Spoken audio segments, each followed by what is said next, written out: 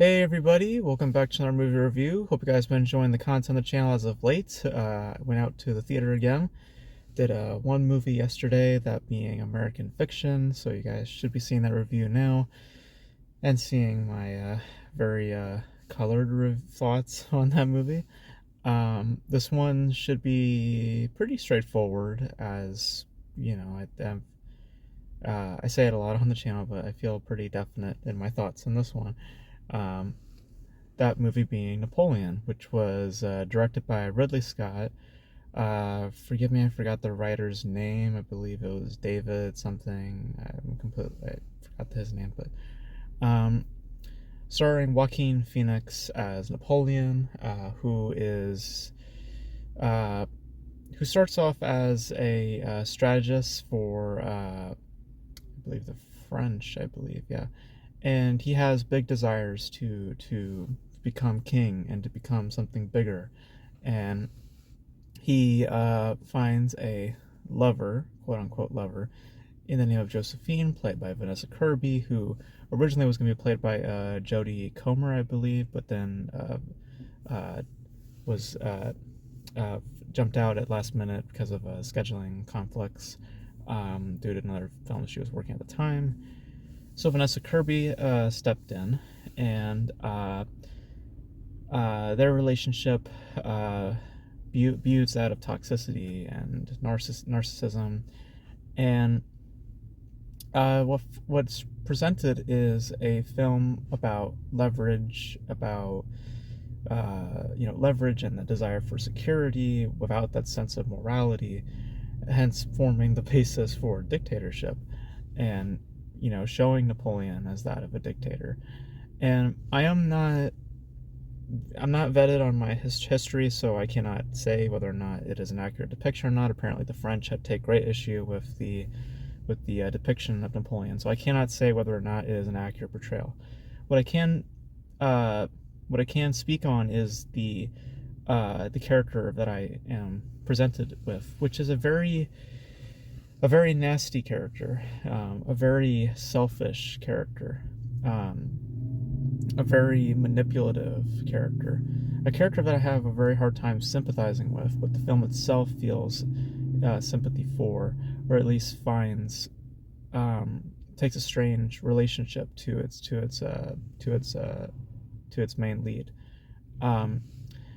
Now, there is a history with the film Napoleon, or at least the idea of making a movie about Napoleon. If I'm not mistaken, Stanley Kubrick was meant to do such a thing, and Kubrick, then passed away. And I think there's been several directors trying to pick up on his work, or at least try to create the thing that Kubrick was sought out to do. And then Ridley Scott eventually took it upon himself to do such a thing. It's very apparent that it takes at least because there's a very odd inserting of, sorry, I was trying to say the right word, a very odd inserting of comedy, or at least of a humor. There's a humorous side of the film which I feel is just very unwarranted, because a lot of what the humor of the film says or shows you is not really funny. Here's what the film wants to tell you is funny. Suicide is apparently funny, or at least an attempt at suicide apparently is very funny. Very, very, very, very awkward sex scenes, very awkward sexual depictions, and not awkward in that creates humor. The awkward that feels more like in the vein of shock value, something that just makes you go, oh, okay, not something that's like informative, or puts it in a certain light. It's trying to be Kubrick in that way, because Kubrick, like, the way I would compare the film is to A Clockwork Orange, in that there is a very darkly humorous aspect to it. The difference being that when Kubrick brought those elements, it was to enhance the societal points that it was making. With this, it just feels there as just to be there. It's just tacked on, and thus it's more shock value than a more meaningful thing that is there. Um, It's also highly redundant. I mean, it's battle, issues with the wife, battle, issues with the wife, battle, issues with the wife, battle, wife dies, battle, he dies. It's like it's a very redundant like structure. Um, and as I said, it's hard to sympathize with the main lead as just a character. I mean, he's just full of himself, um, and the overall attitude of the film is also very odd. This comedic edge, which I think is just very just unwarranted. I feel like taking it in a much more serious approach, I feel like would have enhanced a lot of the drama at play because it's trying to be a dramatic portrayal, but then it has these comedic undertones, and it's just highly unbalanced and also highly unmannered as a result. Like a lot of the humor feels more like stuff that people my age would find funny. It's just strange and awkward. It's not something that feels justified or feels really humorous. It just feels weird when the stuff happened, especially the sexual sequences, the sex sequences and stuff like that. Just felt really uncomfortable when that stuff happened. Um, but beyond those things, though, there are elements to it that also are notable. Firstly, the performances I think are good. I wouldn't say that they're particularly great, but good. Joaquin Phoenix puts in a good performance. That was the main draw for me to go see Napoleon, was Joaquin Phoenix. I've always been an admirer of his work. I think that The Master is a terrific piece. Just in general, it's my favorite film of the 2010s, but particularly Joaquin Phoenix's performance, I think, is quite outstanding. And that of You're Never Really Here. And Joker, is okay, but a lot of people know him for that particular film. Um, he's great. He's a great performer, and in this he's good, but not like amazing. Vanessa Kirby's also fine.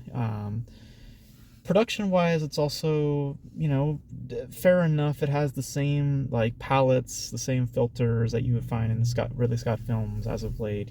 Like the blues and the whites and the grays. It has the same sort of filterings that you'd find in Scott's movies. So it's not a distinct visual style. It's very much his style. Um, but I wouldn't say it's also long either. I found myself at least interested, even though it is redundant. So I'm not gonna say it's long. I have heard that criticism being said around, and I don't I don't I don't I don't find myself in that place. I found it to be justified in its length, but not justified in its attitude and its overall just structure. I think that it lacks so much meat, and it thinks that in being a certain way that creates depth. It doesn't. It just makes it more apparent of how shallow it is and um how repetitive it is. Um and what I got out of it was a fairly mixed bag. A mixed bag that I will say just edges out in positivity. I can't sit here and say that I hated it. I found myself in a decent space with it, but if it were to go any longer, let's say like Killers of the Flower Moon's length, then I would be sitting in a place of negativity and much more in a place of cynicism where I'm just like, oh my god, this is just so long and so redundant. But for the length that it does bear, 2.5 hours, which is an ask, it definitely is a sit. It's not as irritating as I thought it would be by length. The parts that were concerning and ultimately brought the film down for me is all in its behavior and this really odd inserting of humor and the characterizations being so um you know uh I mean, like, it's just hard to sympathize. I just could not find myself caring for Napoleon. I just wanted him to just be done with, like, just done. Get him away from all, like, kill him. You get rid of him, because he's scum. I was just kind of waiting for that. And the movie ultimately, wishes to sympathize with that, and I just don't find myself in that space. What I found in Napoleon was something okay. You know, it's okay. You have good performances there. You have a really nice score, I must say. I'm not sure if that's actual music or if they just ripped pieces of orchestra, notable pieces of like of classical music or whatever like that. I'm not entirely sure, what the score is, if it is an original score or not. Um, it's also well written. It's not, it doesn't have that any pretentious. I mean, it does flatter itself a little bit and saying like, like it does have a dramatization to it, a heavy embellishment to it. It definitely feels like it has that, or definitely feels embellished by design. But again, I can't say if it is or not because I don't know the actual history of Napoleon. As I said, the French have take great issue with it, and Ridley Scott, being the curmudgeon that he is just just disenchanted with all of that. Is just full of himself. He's like Napoleon in many respects nowadays because he just doesn't care about anybody, and really, it's just kind of in his own echo chamber now at this stage of his career. So, um, but I'm just kind of rattling in circles now. So it's okay. For a movie, it's okay. But I don't find it to be anything that memorable.